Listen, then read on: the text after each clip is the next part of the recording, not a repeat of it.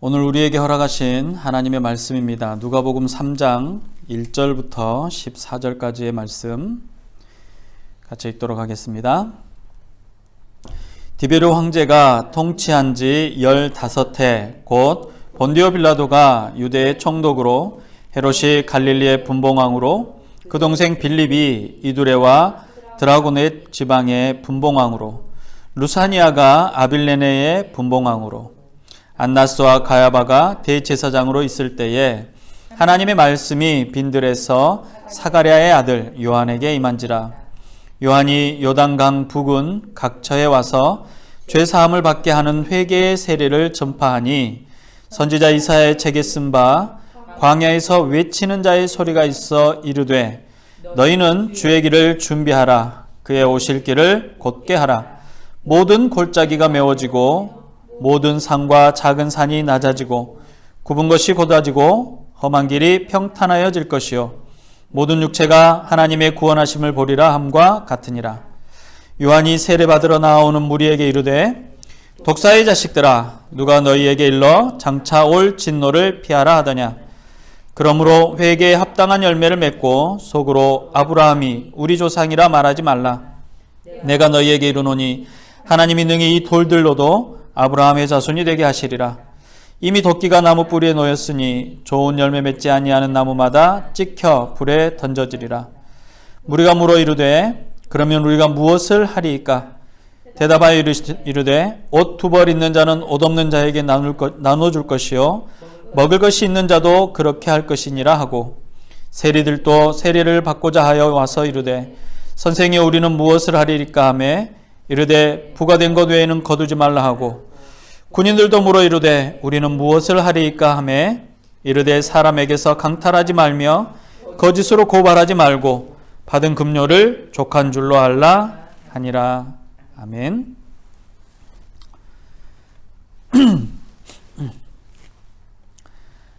아직 이스라엘이 아랍과 전쟁 중이고 이스라엘이 독립하기 전의 일입니다. 사해 근처에 염소를 치던 소년이 너무 심심해서 골짜기 아래로 돌을 던지기 시작합니다. 그런데 어느 순간 돌을 던졌는데 바닥에 떨어지는 소리가 아니라 이상한 쨍 하는 소리가 납니다. 골짜기 속에 있는 동굴의 항아리에 맞은 겁니다. 그 항아리 속에는 양피지 두루마리가 발견되었습니다. 양피지 두루마리는 고대 히브리어로 쓰여진 성경이었던 것입니다. 그것이 발견되기 전만 해도 천년경, 그러니까 주후 1000년 전에 쓰여진 구약 성경의 사본과 주후 400년 전에 쓰여진 헬라어 사본이 가장 오래되고 권위 있는 성경으로 인정되던 때입니다. 그런데 이 소년이 발견한 바로 그 쿰란의 성경들은 예수님이 오기 이전에 200년 전, 그러니까 구약 성경, 가장 오래된 구약 성경이 발견된 그러니까 쓰여진 해보다 1200년 전 성경이었던 겁니다. 베두인 소년이 발견한 곳에 지명을 따서 그 사본을 사해 사본 또는 쿰란 사본이라고 이야기합니다. 놀라운 사실은 이 사본들이 무려 1200년의 시간을 갖고 있지만 전혀 그 내용에 있어서 달라진 것이 없다라는 겁니다. 그러니까 2200년이죠.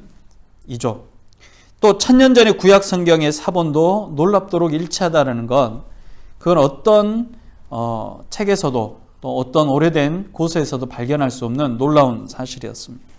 그래서 쿰란에서 발견된 성경의 주인은 아마도 그 성경을 썼던 사람은 아마도 유대민족이었던 에세네파에 속했던 또 쿰란 공동체에서 그 공동체로서 삶을 살아가던 어떤 사람들의 성경이지 않을까. 그들이 전쟁을 피해서 도망가던 도중에 성경을 안전하게 동굴에 숨겨두고 도망갔는데 결국 그 사람도 그 동굴도 잊혀져서 나중에 아주 오랜 시간 이후에 발견되었지 않느냐라고 추측들은 합니다.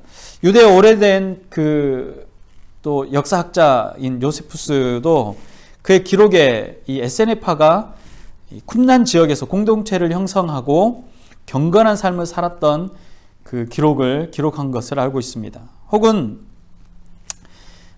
그 공동체가 가지고 있었던 그런 이 공동체의 정체성이 바로 쿰난 사본 혹은 이 사해 사본의 그 오래된 역사에도 불구하고 여전히 남겨질 수 있는 귀한 역사가 되었던 것인지 모르겠습니다.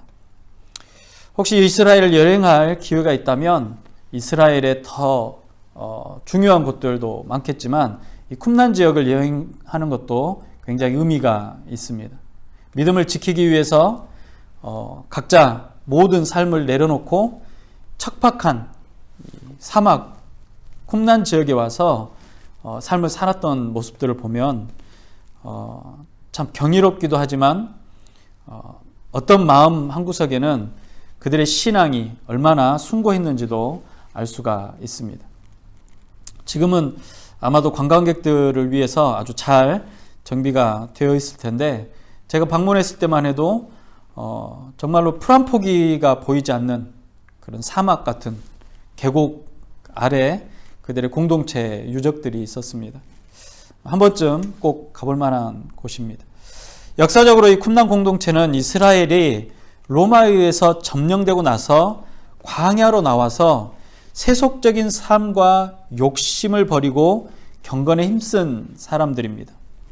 예루살렘의 성전을 섬기던 이들은 부패가 또 다른 부패를 낳고 또 다른 부패를 안고 살아가고 있었습니다. 그들은 뇌물을 이용해서 대제사장과 종교 지도자들이 되었습니다. 사두개파나 바리새파의 사람들, 그들은 부패한 제사장 계열에 반발해서 사독 계열의 제사장들이 이사야 40장 3절의 말씀을 근거로 광야로 나오기 시작합니다. 그러니까 부패한 종교 지도자, 부패한 공동체를 벗어나서 말씀에 의지해서 광야로 나갑니다. 이사야 40장 3절은 이렇게 말합니다. 외치는 자의 소리여 이르되 너희는 광야에서 여호와의 길을 예비하라. 사막에서 우리 하나님의 대로를 평탄케 하라 라고 말씀합니다. 광야는 하나님을 만나는 장소였습니다. 경건한 유대인들은 광야로 모이기 시작했습니다. 엄격한 자격 기준을 통과해야만 그들의 공동체 안으로 합류할 수가 있었습니다. 그리고 그들은 자신들이 가지고 있던 재산들을 그 공동체에 모두 다 내어놓고 함께 공동으로 사용을 했습니다. 광야에서 메시아가 오기를 기다리고 경건한 삶, 순결한 삶을 살아가고자 했습니다. 그래서 그들의 삶은 아주 단조롭지만 매일매일이 경건하고 정결한 삶이라고 할 수 있었습니다. 그들의 주된 이 활동은 하나님의 말씀을 연구하거나 그 말씀을 옮겨 적는 일이었습니다. 그럴 때마다 그들은 몸과 마음을 정결하는 의식들을 해왔습니다. 유적을 보면 그들이 성경을 필사하러 가는 곳에는 항상 물 웅덩이 같은 곳을 지나야 합니다. 그래서 필사를 하다가 화장실을 가려고 하면 필사하던 손을 멈추고 그들이 나오면서 몸을 씻고 화장실을 갔다가 다시 들어가면서 몸을 씻고 또 발까지 다 씻고 비로소 앉아서 자신을 정결하게 한 후에 다시 하나님의 말씀, 성경을 옮겨서 필사를 했습니다. 그들은 하나님을 향한 열심 있는 사람들이었고 거룩한 삶을 향한 노력을 하던 사람들입니다. 어쩌면 영적인 엘리트들과 같은 사람이라고 할 수 있습니다. 세상에 물들지 않기를 위해서 모든 것들을 내려놓고 거룩한 삶을 선택한 것입니다. 그리고 메시아가 오심을 소망하고 종말론적인 신앙을 갖고 함께 모였습니다. 그런 공동체에서 생활하고 자랐던 사람 중에 한 명이 바로 오늘 본문의 세례 요한입니다. 성경은 이 요한의 모습을 이렇게 설명합니다. 이 요한은 낙타 털 옷을 입고 허리에 가죽띠를 띠고 음식은 메뚜기와 석청이었더라 라고 합니다. 요한은 낙타 털을 가공하지 않은 채 거칠고 뻣뻣한 가죽 그대로를 옷으로 해 입었습니다. 그런 약대 털 옷은 엘리야 선지자를 비롯해서 많은 선지자들이 주로 입었던 옷이었고, 요한이 먹었던 음식인 메뚜기와 석청 또한 가난한 사람들, 광야의 사람들이 먹는 음식이었습니다. 오늘날에도 이 베두인들은 메뚜기를 소금에 절여 말렸다가 버터나 야생 꿀에 발라서 먹는 식습관이 있습니다. 말라기 이후에 약 400여 년 동안 하나님의 말씀을 들을 수 없었던 이스라엘 백성들에게 이 선지자 요한은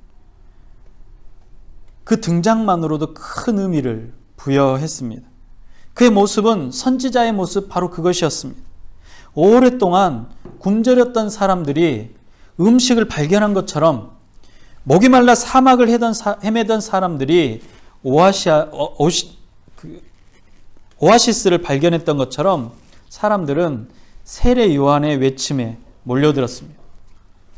당시 로마는 유대지방을 식민지로 삼고 본디오 빌라도를 총독으로 세워서 통치하고 막강한 권력을 행사했습니다.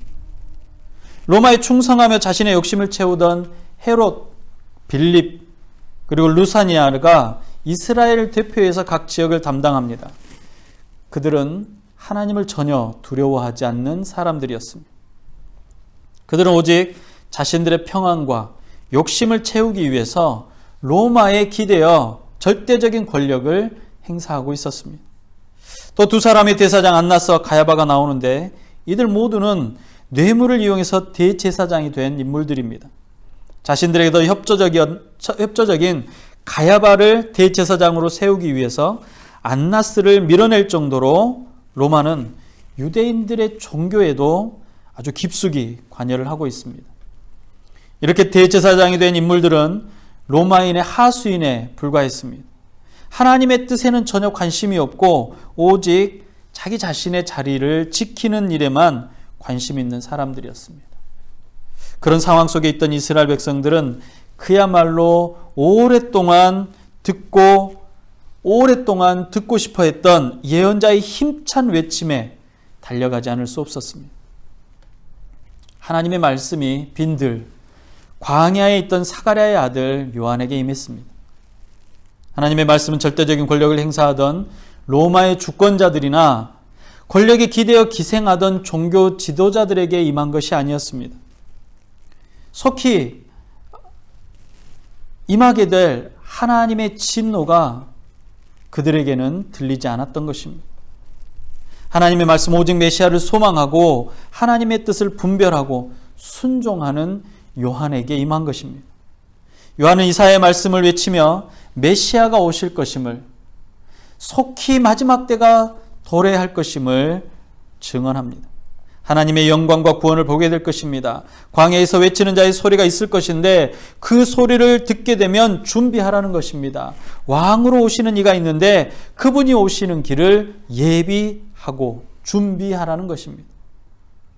주님이 오시는 그 길에 골짜기를 메우고 높은 산이든지 낮은 언덕이든지 깎아서 평지를 만들고 구불구불하던 길들은 곧게 정비해서 평탄한 길을 만들라는 것입니다. 그 왕은 유대인과 이방인을 막론하고 하나님의 구원을 이루실 분입니다. 그분을 맞이하는 길에 골짜기와 산의 구불구불한 길들은 구원을 방해하는 요소들입니다. 구원을 막고 있는 죄를 의미하는 것들입니다. 자신의 죄를 회개하고 겸손하게 자신을 낮추어서 하나님 앞에 서라는 것입니다.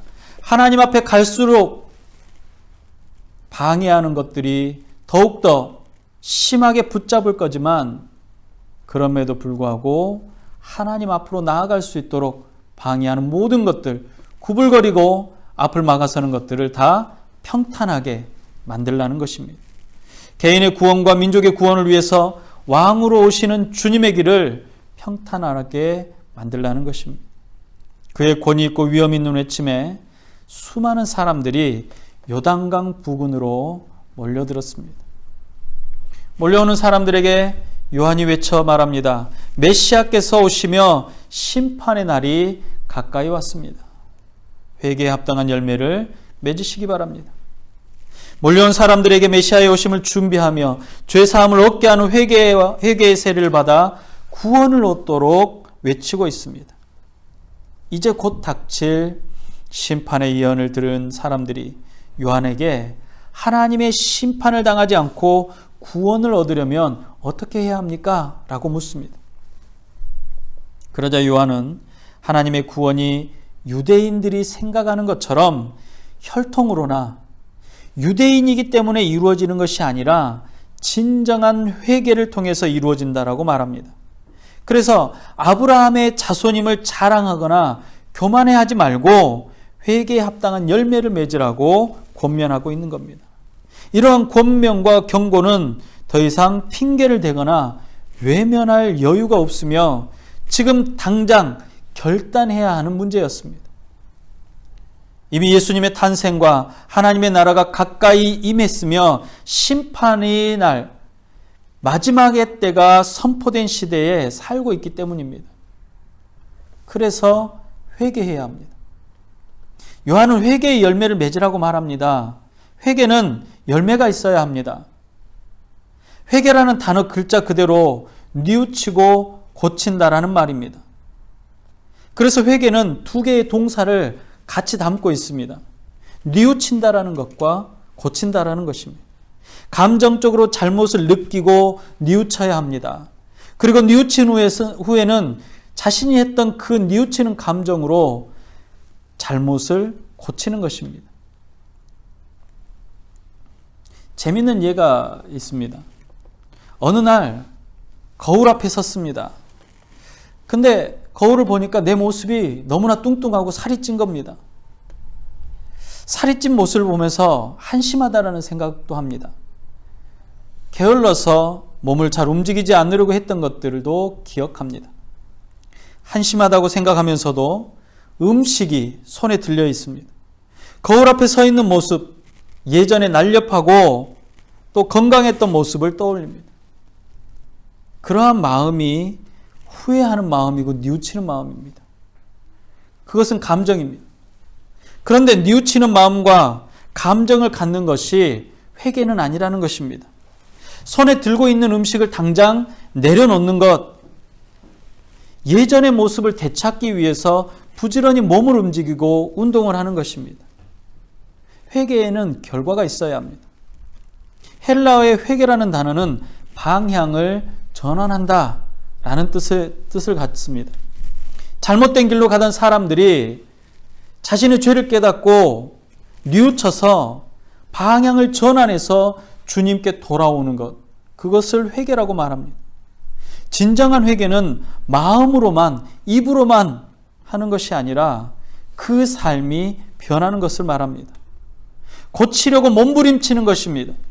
고쳐지는 것입니다. 참회의 눈물은 그 이후에 변화된 태도가 존재하지 않는다면 진실할 수가 없습니다. 참여했다고도 말할 수가 없습니다. 그 눈물은 가짜입니다. 그저 후회하는 감정만을 갖고 있었던 것뿐입니다. 요한은 그래서 9절에 도끼가 나무 뿌리에 놓여 있다라고 말합니다. 그 도끼는 회개의 열매를 맺지 않는 나무를 찍어서 내기 위한 나무입니다. 또 열매가 없는 나무들마다 찍어 불에 던진다고 했습니다. 불에 살라버린다는 것입니다. 소용이 없다라는 겁니다. 또 요한은 하나님의 백성이라면 당연히 바른 삶을 살아야 한다라고 말합니다. 요한에게 와서 구원을 받으려면 어떻게 해야 합니까? 라고도 물었습니다. 그러자 요한이 말합니다. 자신의 죄를 회개하고 돌이켜서 하나님의 백성이 되라. 하나님의 백성이 된 성도는 그 삶이 바른 삶이 되어야 한다라고 말합니다.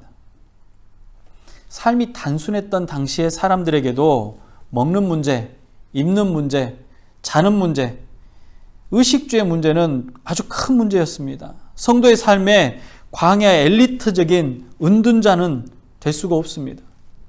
세상의 사람들이 묻습니다. 어떻게 하면 구원받습니까? 산으로 올라가세요. 동굴로 들어가세요. 광야로 가야 합니다. 요한은 그렇게 말하지 않습니다. 세상 가운데 우리는 있다라는 겁니다. 세상 속에서 나 아닌 다른 누군가를 향해서, 내 주변에 있는 세계를 향해서 어떠한 마음을 가져야 할까? 긍휼한 마음을 가져야 한다라고 말합니다. 세상 속에 있으면서 오직 나만 바라볼 것이 아니라 주변을 살피고 더불어 살아가라고 말합니다. 잠언 11장에 보면 이렇게 말합니다. 흩어 구제하여도 더욱 부하게 되는 일이 있나니 과도히 아껴도 가난하게 될 뿐이니라. 구제를 좋아하는 자는 풍족하여질 것이요 남을 윤택하게 하는 자는 자기도 윤택하여지리라. 모든 불의와 사악과 거짓을 버리고 공의와 정직함과 선함과 진실의 삶을 살려고 애써야 한다라는 것입니다. 우리는 완벽하지 않기 때문에 진실할 수는 없습니다. 온전할 수도 없습니다. 완전할 수도 없습니다. 그러나 진실하도록, 온전하도록, 완전하도록 매 순간 노력해야 한, 요한에게 달려온 사람들, 그들의 직종들은 아주 다양했을 것입니다. 그런데 누가는 이 요한의 이야기를 쓰면서 두 직종만을 언급합니다. 세리와 군인입니다. 당시 이스라엘 사람들은 직접적으로 그들을 괴롭혔던 권력자들, 그들이 누구인가 하면 바로 세리와 군인들입니다. 물론 그들보다 더 위에 있는 사람들, 그들이 원초적으로는 이스라엘 백성들을 더 압제하고 괴롭혔을지는 모르겠지만 아주 밀접하고 직접적으로 그들에게 압력을 가했던 사람들이 바로 세리와 군인들이었습니다. 세리는 로마에 고용된 세무 공무원입니다. 그들은 정당하게 부과된 세금 외에도 자신들을 위해서 더 많은 세금을 거둡니다. 더 많은 세금을 거두기 위해서 자신의 상관에게 뇌물을 주어야 합니다. 그 상관은 또 그 위의 상관에게 뇌물을 바쳤습니다. 그러다 보니까 걷게 되는 세금이 7배 혹은 8배, 700%, 800%의 세금을 더 걷어야 자신의 몫이 남는 것입니다. 그래서 세리들을 성경이나 그때 당시의 사람들은 창녀들과 같은 취급을 했던 겁니다. 그들은 이미 유대인도 선택받은 백성도 아니라는 것입니다. 그들에는 이방인들보다 더 못한 존재라고 생각한 것입니다. 군인들도 비슷합니다. 군인들 또한 자신들의 권력을 이용해서 백성들을 위협하고 폭력을 사용해서 자신의 유익을 구하던 자들입니다. 무고한 사람들을 거짓으로 고발하고 이를 이용해서 재물을 빼앗았습니다. 정당한 급료, 정당한 봉급 이외에도 공금을 마치 눈먼 돈인 것처럼, 자신의 재물인 것처럼 빼돌립니다. 수단과 방법을 가리지 않고 훔쳐서 자신의 것으로 만들어버리는 사람들. 대다수의 군인들이 그렇게 삶을 살았던 것입니다. 누가는 요한의 이야기를 쓰면서 이 두 종류의 직종만을 말했지만 사실은 모든 직종에 해당하는 말입니다. 모든 직업을 갖는 사람들, 다시 말하면 모든 사람들에게 이 이야기를 하고 있는 겁니다. 모든 사람들은 자신의 삶에 정직하고 충성된 사람이 되어야 한다는 것입니다. 남이 보든지 보지 않든지 다른 사람은 어떻게 하든지가 중요한 것이 아니라 내가 있어야 할 자리에 내가 살아야 할 삶을 정직하게 살아낸다라는 것입니다. 성도는 하나님의 백성으로 이 땅의 삶을 살아갑니다. 그가 사는 곳이, 그가 있는 곳이 어디든지 어떠한 곳이든지 하나님의 백성으로 살아간다라는 것, 바로 하나님의 나라의 백성으로 살아간다라는 것입니다. 세리는 정직하며 세금을 내는 사람들을 아끼고 사랑하는 마음을 가져야 합니다. 군인들은 군인다운 올바른 삶을 살아야 합니다. 그 백성들을 보호하고 그 주민들이 위협에 처하지 않도록 보호하는 것입니다. 2000년 전 요한이 자신에게 온 사람들에게 했던 이 말들은 지금 우리에게도 꼭 필요한 말씀입니다. 몇 년 전에 우리는 재임 중이었던 대통령을 탄핵하고 감옥으로 보냈습니다. 대통령은 대통령으로서의 자세와 삶을 살아야 합니다. 지역민을 대표하는 국회의원은 국회의원으로서의 긍지와 영향력으로 살아가는 것입니다. 해마다 국방비가 세계에서 10번째로 많은 나라가 바로 대한민국입니다. 군사력이 세계 10손가락 안에 드는 나라가 한국이라는 겁니다. 2015년을 기준으로 한 해의 국방비로만 38조를 사용했다고 합니다.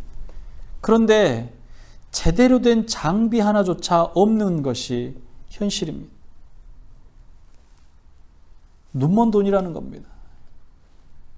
끝없이 물질에 대한 욕심과 권력에 대한 욕심이 자신의 위치와 임무를 망각하게 만들고 결국은 그것이 사회를 무너뜨리게 된다는 것입니다. 공무원, 공적인 일을 하는 사람들은 특별히 더 그렇습니다. 더 놀라운 사실은 정치와 경제를 움직이는 많은 사람들이 기독교인들이고 스스로를 직분자라고 말하는 사람들입니다. 보란듯이 성경을 들고 매스컴에 나타나기도 합니다.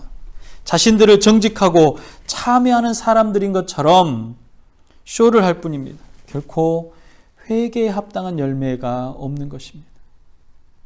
하나님의 백성이라면, 그리스도인이라면, 정직한 삶을 살아내야 하는 사람이라면 그 삶의 열매가 있어야 한다는 것입니다.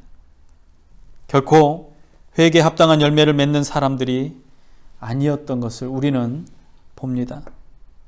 각자의 자리에서 정직하며 충성된 삶을 사는 것은 성도가 가져야 되는 당연한 도리입니다. 그 당연한 일을 하는 것이 주님 오심을 기다리는 성도의 자세입니다. 뭔가 특별한 일을 하는 것이 아닙니다. 산을 깎고 굽어진 길을 반듯하게 하는 것, 실제로 높은 산을 없애고 구불구불한 길에 도로를 까는 것을 말하는 것이 아니라 예수 그리스도께 다가가는 우리, 예수 그리스도가 우리에게 오는 그 길에 죄의 산맥이, 죄의 구불구불한 장애인물들이 더 이상 우리를 그리스도께 가지 못하도록 치워버리라는 이야기입니다. 우리는 오늘 대림절이 세 번째 주일을 맞습니다. 구원자 되시는 메시아, 예수 그리스도의 오심을 기대하고 소망하는, 또 그 소망을 안고 보내는 주간입니다. 과연 우리는 구원자로 오시는 예수님의 길을 예비하고 있습니까? 내게로 오시는 주님의 길에 죄의 깊은 골짜기와 완악하고 돌처럼 굳어져 있는 높은 산이 되어버린 교만함이 그대로 있지 않습니까? 정직하지 못하고 유혹에 흔들리며 이리저리 어지럽게 구불거리는 마음이 반듯하게 펴지지 못하고 있습니까? 회개하고 주님께 돌아서야 합니다. 우리의 삶 속에서 그리스도의 향기가 나도록 주어진 삶을 정직하고 올바르게 살아가야 합니다. 세상 사람들은 크리스마스를 기념하고 더 풍성하게 꾸미려고 합니다. 정작 성탄을 기뻐해야 될 기독교인들보다 예수 그리스도를 알지 못하는 사람들이 더 열광적으로 기념하고 즐거워하는 것 같습니다. 구원을 알지 못하고 성탄의 의미도 모르는 사람들이 무슨 날이다 해가면서 기념하고 축하하고 축제처럼 즐거워합니다. 그런데 정작 구원받은 백성들, 하나님의 성도들, 그들은 그 의미조차 기억하지 못한다는 것, 얼마나 슬픈 일인지 모릅니다. 너무도 습관적으로 또 냉정할 정도로 무감각하게 주님 오심을 기억한다라는 것입니다. 코로나로 인해서 그리스도인들은 그동안 해왔던 많은 일들을 하지 못하고 있습니다. 마음껏 예배드리지 못하고 목소리 높여 찬양할 수조차 없습니다. 성탄의 기쁨을 표현하던 장식들마저 사치처럼 느껴집니다. 이제 우리가 성도로서 해오던 일들을 돌아보아야 할 때입니다.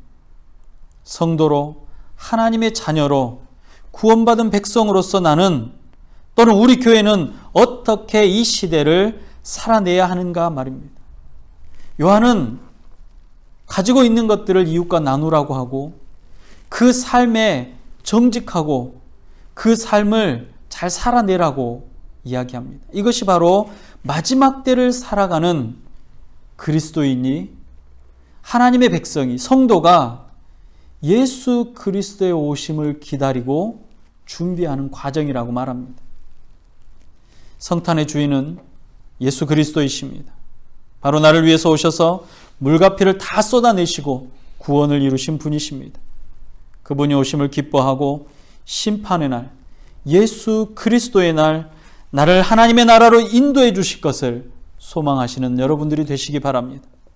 이 기쁨과 소망이 주의 길을 예비하는 저와 여러분들에게 있으시기를 주님의 이름으로 축복합니다. 기도하겠습니다.